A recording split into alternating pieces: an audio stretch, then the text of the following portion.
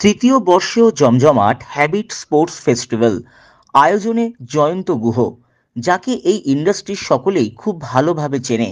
তার উদ্যোগেই এই আয়োজন অত্যন্ত সফল বলেই অভিমত উপস্থিত সকলের। বাংলার প্রতিভা অন্বেষণে বা বাংলার প্রতিভা তুলে ধরতে জয়ন্ত গুহর উদ্যোগ সর্বজন বিদিত। তিনি এটাই প্রমাণ করলেন যে বাংলাও এগিয়ে। এদিন তিনি জানান, প্রায় 500 প্রতিযোগী অংশগ্রহণ করেন এই প্রতিযোগিতায়। বিভিন্ন রাজ্য তথা প্রতিবেশী রাষ্ট্র থেকেও অংশগ্রহণ করেছেন বিভিন্ন প্রতিযোগী। তাই এই বডি বিল্ডিং প্রতিযোগিতা দেখিয়ে দিল বাংলার দক্ষতাকে, যা ক্রীড়া আঙ্গিনায় এক বলিষ্ঠ নিদর্শন। এই কর্মসূচি উপলক্ষে বসেছিল চাঁদের হাট। উপস্থিত ছিলেন বিশিষ্টজনেরা। তার এই উদ্যোগকে সাধুবাদ জানালো সকলেই। উদ্যোগটা একটু আমাদের দর্শকদের বলুন। উদ্যোগটা কিছু নয়, আমি কথা বলতে পারছি না, মেঘে গেছে।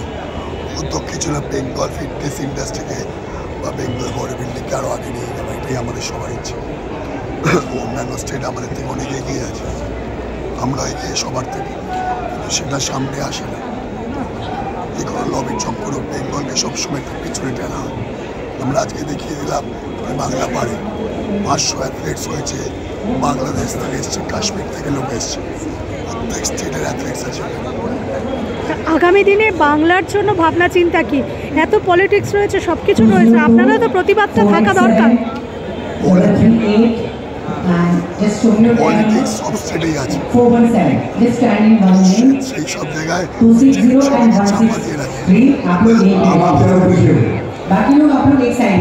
আমরা আমাদের স্টেটে থেকে আমাদের পলিটিক্সের চোখে পড়ে, কিন্তু সব পলিটিক্সে উঠতে গিয়েও এখানে বেঙ্গল রিপ্রেজেন্ট করছে, সেখানে আমরা সবাই এক, আমরা আবার নিয়ে যেতে পারবো বেঙ্গলকে।